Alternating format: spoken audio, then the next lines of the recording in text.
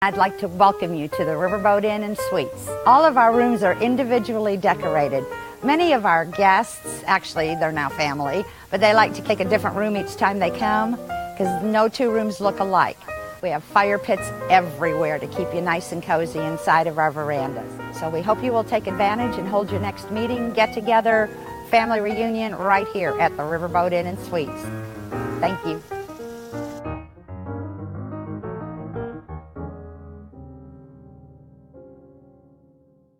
Welcome to We the People with Josh and Rick on WKMNews.com.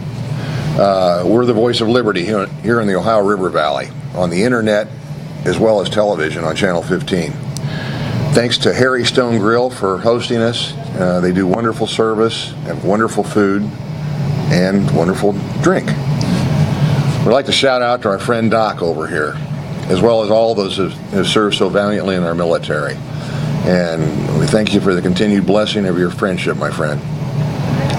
We're so blessed to have former state treasurer, I almost gave you a senator, that one, as well as former state U.S. Senate candidate, Richard Mourdock. Thank you for being here tonight. My pleasure.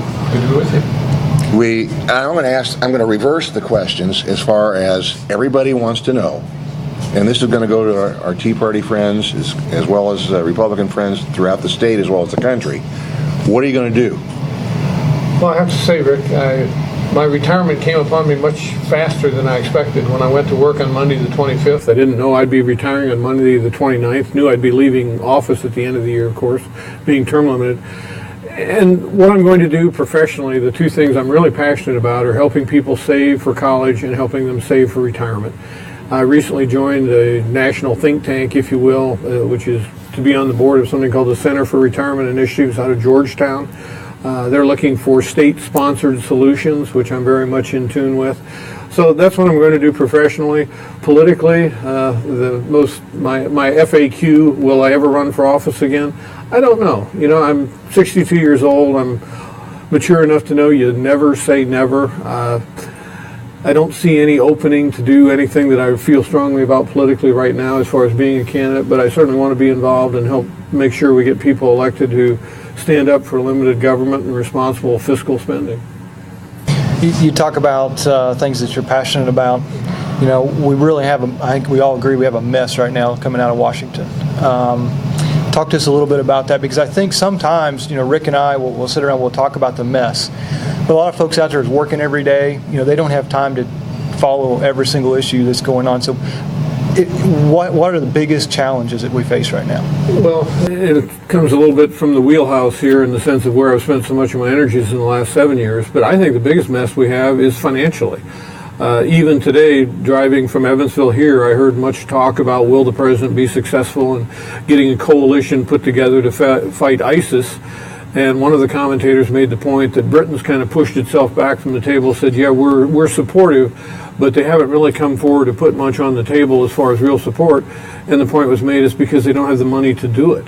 That's something we ought to worry about. When we have a $17.5 trillion debt, which even under the most conservative plans now say that'll go to $20 trillion, we need to understand that is an issue of our national defense. It wasn't long ago that the head of the Joint Chiefs of Staff, Admiral Michael Mullen, said that the greatest threat to America isn't ISIS, it isn't Al-Qaeda, it isn't a reunified Soviet Union, it's our own national debt.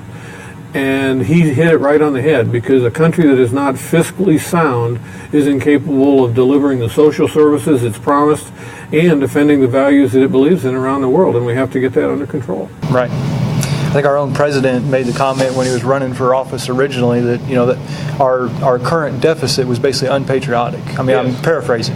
Yes, how ironic. See what he's done. You know, as we sit here on September 15th, we all remembered the September 11th holiday a few days ago, or I shouldn't say holiday, but the commemoration, which is appropriate. It was 6 years ago exactly today that Lehman Brothers collapsed and this entire fiscal meltdown began. And the question we have to be asking ourselves, have we learned the lessons from that as far as where we are with the banking situation? And I would suggest to you we haven't. That the idea that we would say banks are no longer too big to fail, we were going to get away from that strategy, In fact, because of Dodd-Frank, we basically put safety nets under banks. And as a result, you have to ask the question, if you got a safety net underneath you, are you more likely to take risk or less likely? And obviously the answer is they're more likely to take more risk, which means there could be more bailouts in the future. Right. I think that's bad policy. You keep going back in your own household or my household, we can't afford it yet.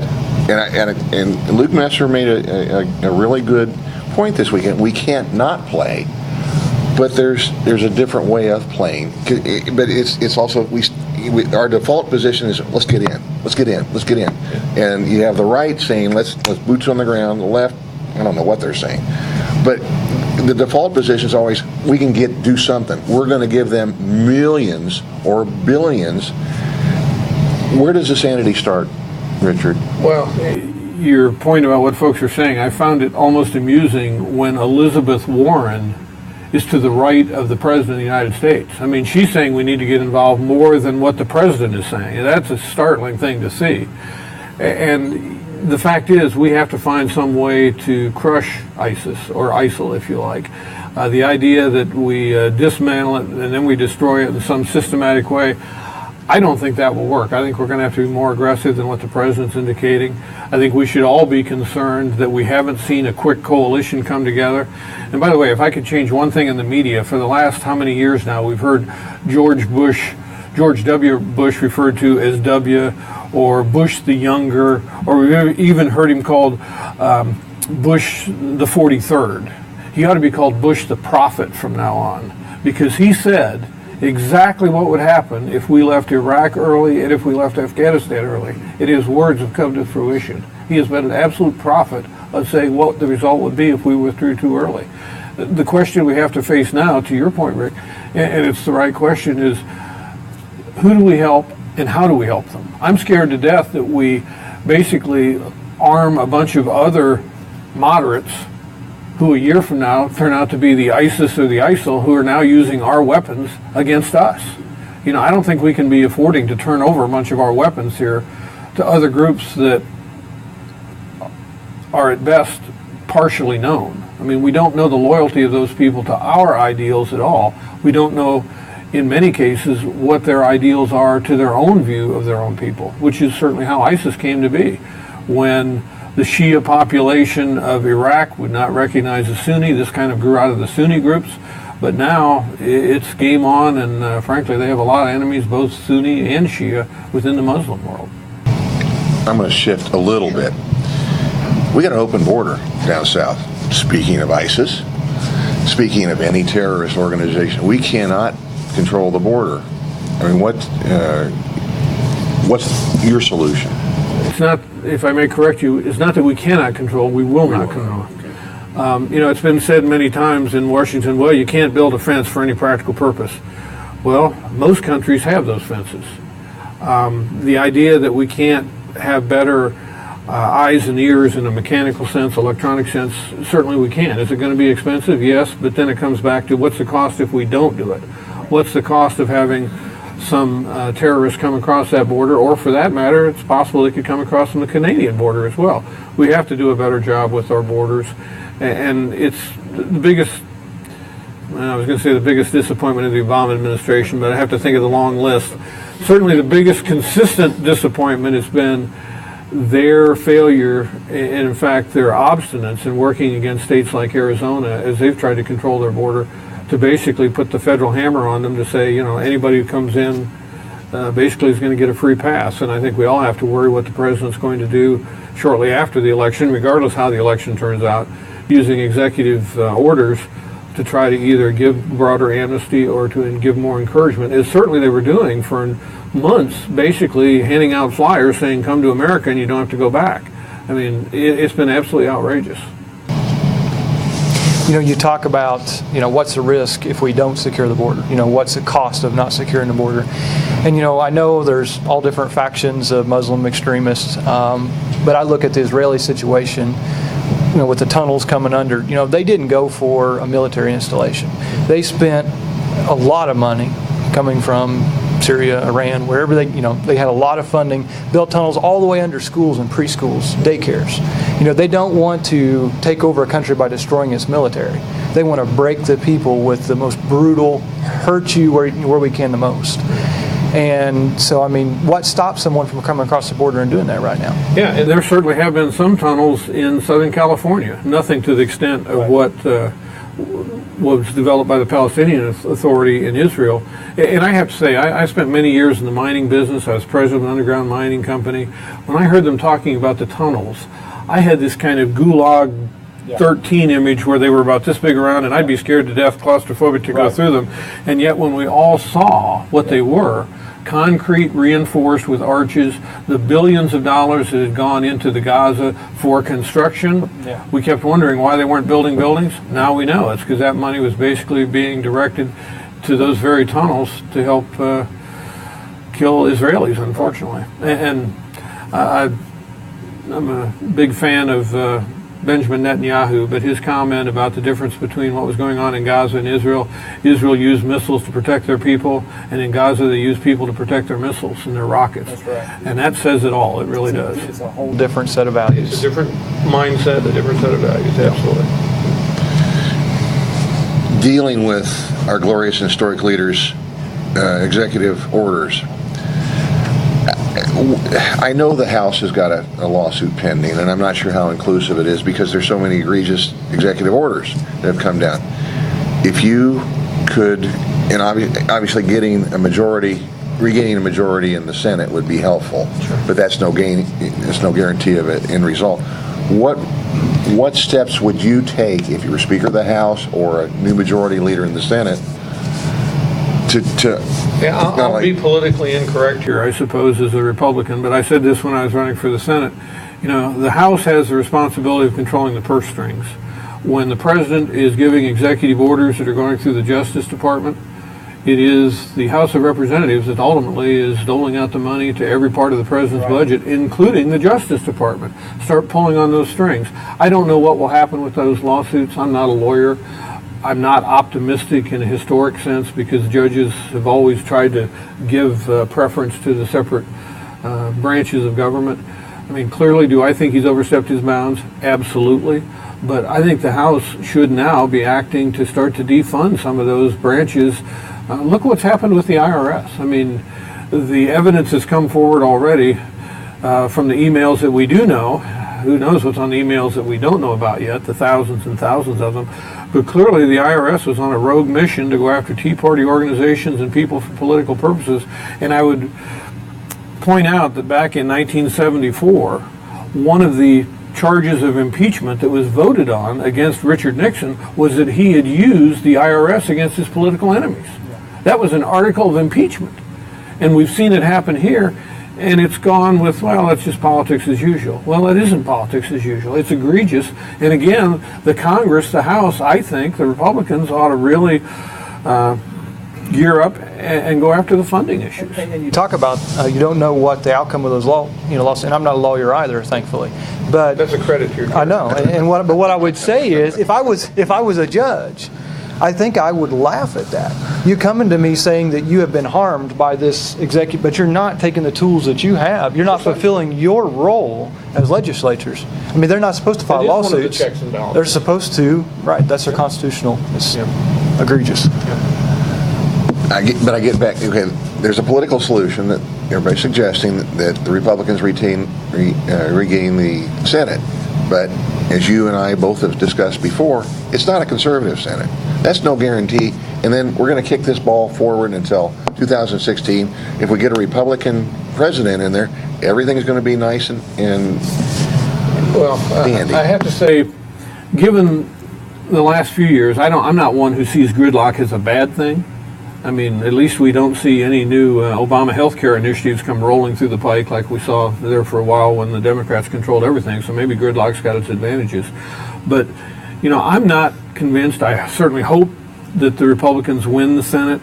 I'm not convinced they will, despite what the polls show, because personal experience here, but not just my personal experience. Looking back to 2012, at this point, Rick Berg was going to be elected in North Dakota. Denny was going to be elected in Montana. My friend Josh Mandel, Treasurer of Ohio, was going to be elected there, and I was going to be elected here in Indiana. And ultimately, every one of us lost.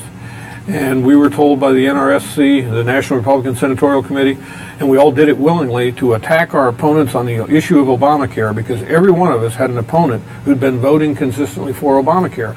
And we attacked and attacked and attacked on that issue. And unfortunately, the media never held them accountable to their votes, would never ask them about their votes. And every one of those races I just described turned into a personal character assassination campaign. And I expect you're going to see that a lot of these candidates who are out there now looking at the poll numbers are feeling pretty good, don't know what's coming their way. I hope the NRSC is telling them, get ready for what's coming in those last 2 weeks, because that's when the election is going to be decided. That's when people start to pay attention, unfortunately not during the rest of the year. You talk about, will they win? Will we get to Senate? The past has shown us, even if we do get to Senate, things will be better, but, we're in such a downward spiral with some, you talk about spending, the deficit, a host of social issues. Is there a big solution? Are there bigger solutions that we need to be looking at? Well, I would like to think the better solution would be to have a more conservative Senate, which I think if we win, it will become more conservative than it is now. That's not to say that it's going to become a Ted Cruz Senate. I don't mean it in that sense, but I think the numbers show it would be more conservative. Certainly, I think it could set the stage that we would have a better chance to have a Republican president and elected in 2016. But that, too, is no guarantee. Going back to immigration for just a second, I have no doubt in my mind, knowing that President Obama is such the political animal, Harry Reid, the political animals they are, this open border is really about politics in the rawest form of red states, blue states. If Texas, a red state, becomes a blue state, we will not see any Republican president elected again in our lifetime. We cannot elect a Republican. We cannot elect a conservative without Texas. And if open borders means that Texas goes from being red to blue, or even arguably purple, it's going to be very, very difficult for us. And that's really what's at stake here. Looking at that, that's a bleak future, really. And when you look at that, because from what we can tell, amnesty's coming via executive order. But then on top of that, you look at what Republicans have done in the past, from spending, etc. Thomas Jefferson was asked, Benjamin Franklin was asked, what kind of government did you give us? He said, a republic if you can keep it. Have we kept it? Arguably, we have not, in the sense that the state power isn't what it once was. The states, the Senate itself was to represent the states prior to the 1913 and the 17th Amendment. I'm somewhat encouraged, though, in two areas, and it's going to sound like I'm speaking out of both sides of my mouth here. Forgive me, I still am a politician to that degree. But, the folks who are coming across the border, most Hispanic people are, when you talk to them, why are they coming here? They want jobs. They want opportunity. There's a part of me that truly respects and admires people who are so courageous. They'll risk their life to get here. That's amazing. And they're not coming for food stamps by and large. They're coming to have that opportunity. George W. Bush used to say the phrase, I hated it, doing the jobs that Americans won't do. I hate that phrase, but it's true.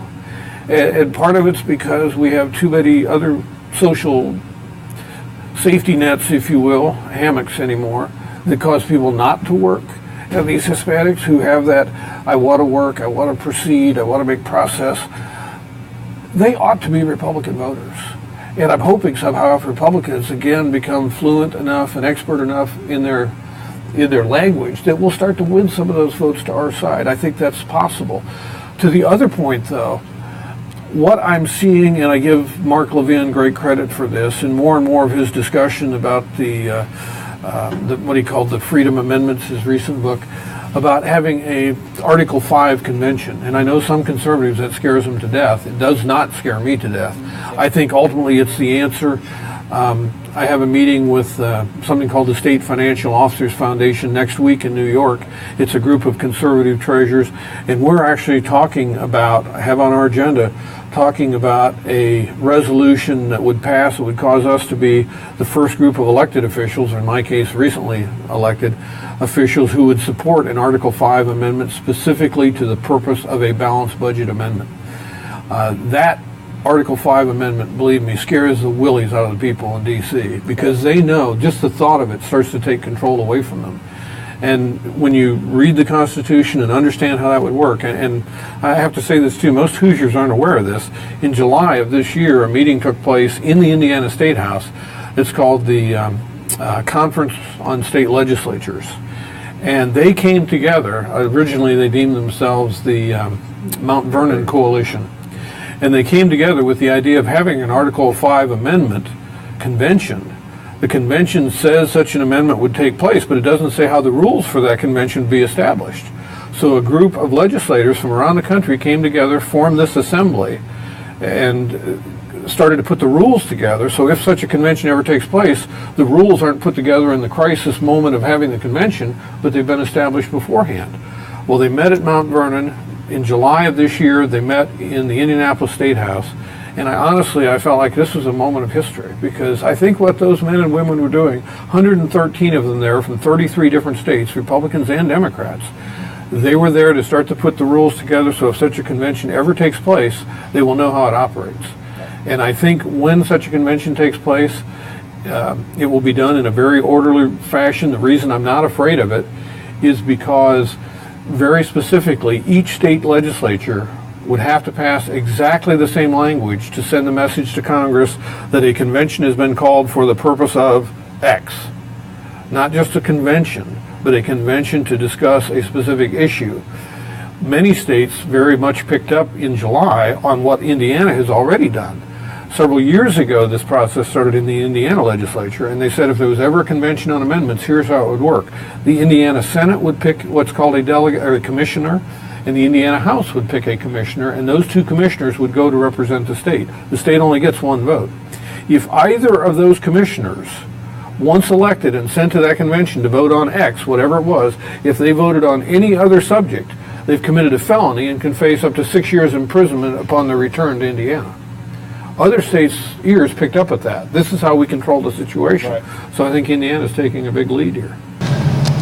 Sorry to be long-winded, but it's a topic that it is a complex topic, and it's one that there's not a deep understanding, so there's not a lot of organization among people who are out there active trying to turn this thing around as far as take back some control from the federal government. We're trying to get Senator Long to be on camera and talk about it, so we can get the word out. And if he's not been here on camera, let me otherwise give him credit, because David's been at the forefront of organizing this assembly of legislators and being very specific about if we ever send commissioners to such a convention that they only vote on what they're being told to vote on. And by the way, if that happens and 2/3 of those delegates at the convention approve it, it still takes 3/4 of the states to ratify. So there's safeguards in there. We're We the People with Josh and Rick on WKMnews.com with former state senator, Treasurer Richard Mourdock, who should have been United States Senator. But you and Mark Levin are good friends. Well, we're acquaintances. Yeah, but you read the book, and he liked you an awful lot. Well, we keep texting each other from time to time. Now, is it just the purpose of X? Now, balanced budget would be one of those. Repeal the 17th Amendment would be another, as far as restoring the balance that should be in there. As far as repealing lifetime tenure on Supreme Court, was it federal judges? Federal court. But keeping it for Supreme Court judges. What other things would you have? It's just not be restricted. I know the Treasurer's going to say X, but how many of the Liberty Amendments would you? Well, his book had a number of them, all of them that you mentioned, in addition to sunsetting laws, which I think is something that certainly is worthwhile. I think we have whole cabinet offices that ought to be sunset.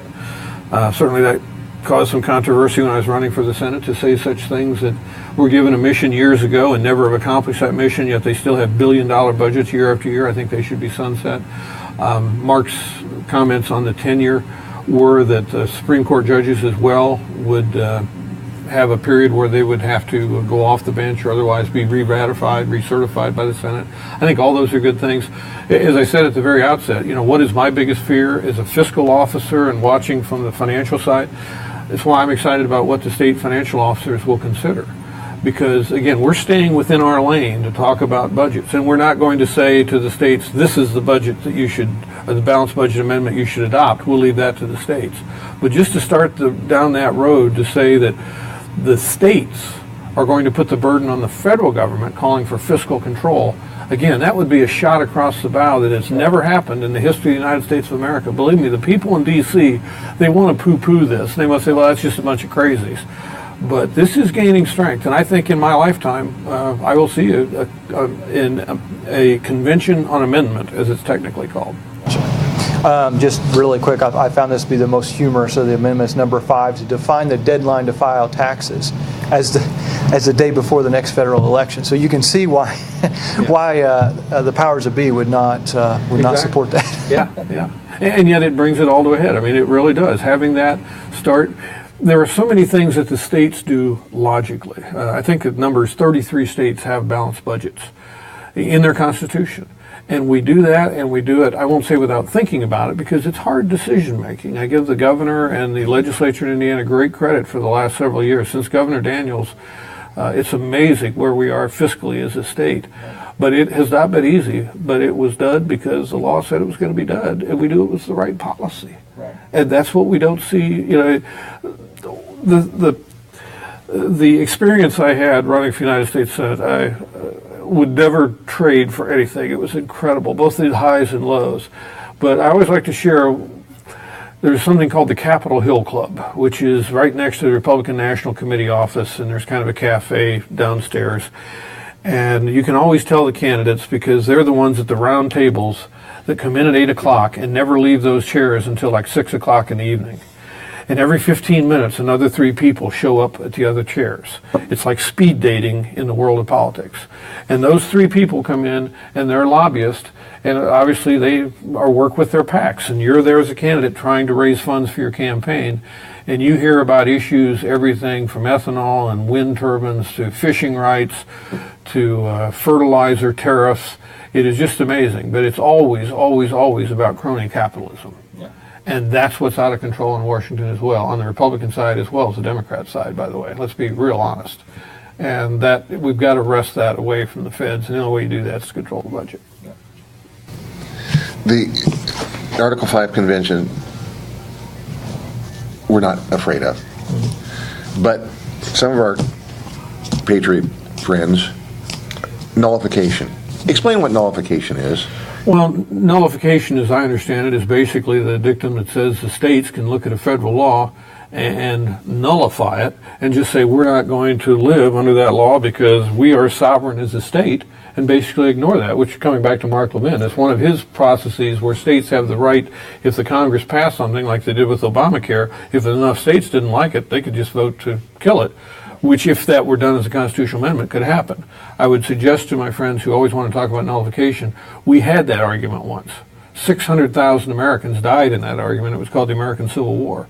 So I think as a historical fact, as a political fact, we've moved past that.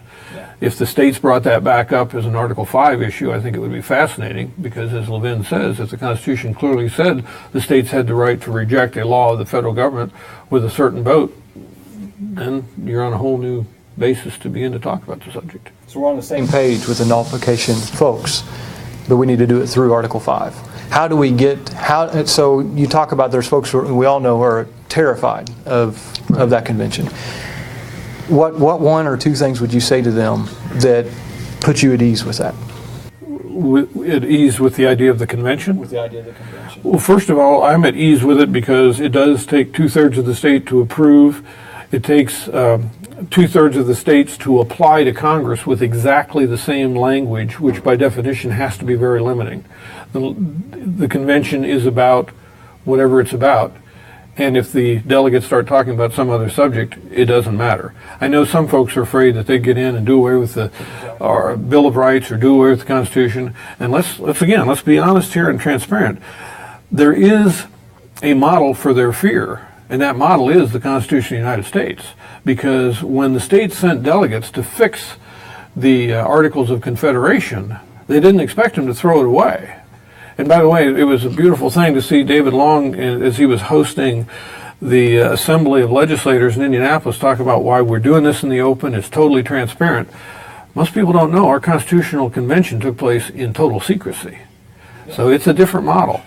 But the other thing that I'm very much at peace with is it takes 2/3 of the states to pass, then it takes 3/4 of the states to ratify.